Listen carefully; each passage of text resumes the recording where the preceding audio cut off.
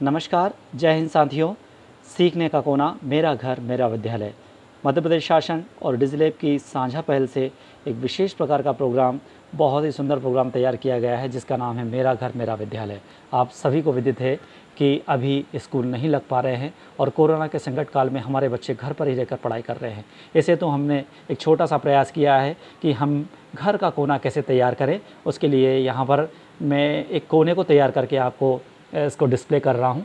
आप देख पा रहे हैं कि एक धागे की सहायता से मैंने एक कोने से दूसरे कोने पर एक धागा बांधा है और उसमें बहुत सारी किताबें, जिसमें मध्य प्रदेश शासन की बाइलिंगुअल बुक्स, हमारी कुछ स्टोरी की बुक्स, कुछ स्केचिंग की और कुछ पेंटिंग की बुक्स को यहाँ पर स्थान दिया है। तो बच्चा इसको बहुत ही मज़े के साथ पढ़ता है। साथ ही उसका एक निश्चित स्थान कर दिया है ताकि वो कभी उस पर बैठ सके, लेट सके और अपनी पूरी पढ़ाई को मज़े के साथ जारी रख पाए।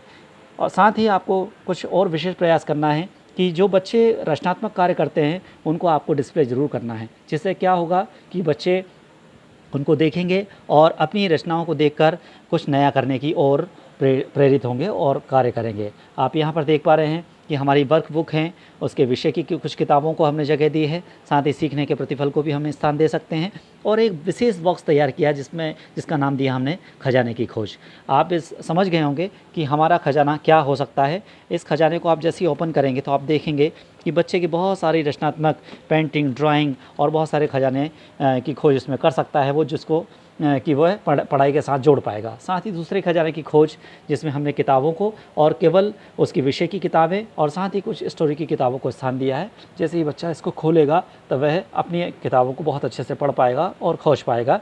और साथ ही हम उसको क्लू वर्ड दे सकते हैं कि आपको आज जंगल की कुछ किताबों को खोजना है, आज ईमानदारी के ऊपर कुछ किताबों को खोजना है। इस प्रकार के क्लू वर्ड्स आप दे सकते हैं। साथ ही जो भी वह करे उसको एक निश्चित बोर्ड पर आप ज़रूर स्थान दें ताकि बच्चा जब अपने कार्य को देखेगा तो वो आनंदित होगा, प्रसन्न होगा, खुश होगा और निश्चय है कि उस कार्य को वो और बखूबी तरीके से करना सीखेगा। एक क्राफ्ट, कुछ पेंटिंग्स जो कि कुछ नवाचार है।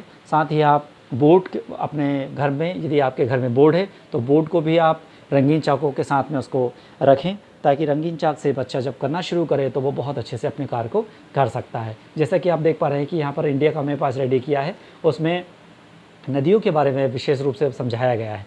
जब ये इससे बहुत बड़ी बात ये है कि बच्चा जब इसको बनाएगा, खुद बनाएगा और उसमें बहुत सारी चीज़ों को खुद लिखेगा तो निश्चय है कि वो सीख पाएगा।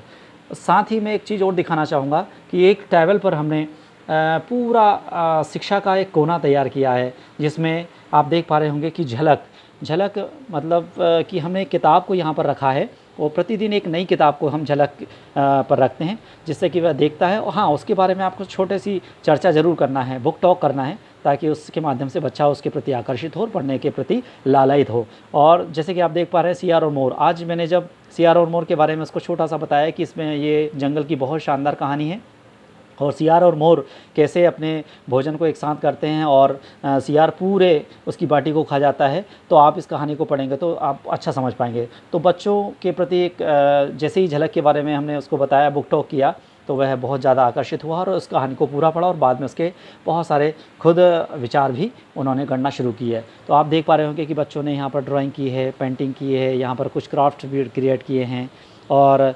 प्रतिदिन एक पेज हिंदी और अंग्रेजी की नकल प्रतिदिन वो लिखते हैं, जिससे कि हमारा बच्चा, जैसे माननीय पीएस मैम और माननीय कमिश्नर सर का आदेश है कि हर बच्चा एक पेज हिंदी और एक पेज अंग्रेजी ज़रूर लिखे, जिससे वह अपनी राइटिंग को बहुत अच्छा बना पाएगा, सुंदर बना पाएगा और साथ ही कुछ रचनात्मक कार्यों को भी कर पाएगा। यहाँ पर हमने बहुत सारे पेंटिंग्स के और बहुत सारे कुछ टूल्स रखे हैं, जब भी उसका मन करता है बच्चे का तो वह कर सकता है। तो इस प्रकार के आपको छोटे छोटे प्रयास करना है और अपने घर में शिक्षा का कोना अवश्य बनाना है, जिससे हमारा बच्चा अच्छे से पढ़ाई कर सके और वह कह सके कि अब पढ़ाई नहीं रुकेगी। तो साथियों, एक छोटा सा प्रयास। संतोष धनवारे, BSc नस्लगंज। धन्यवाद।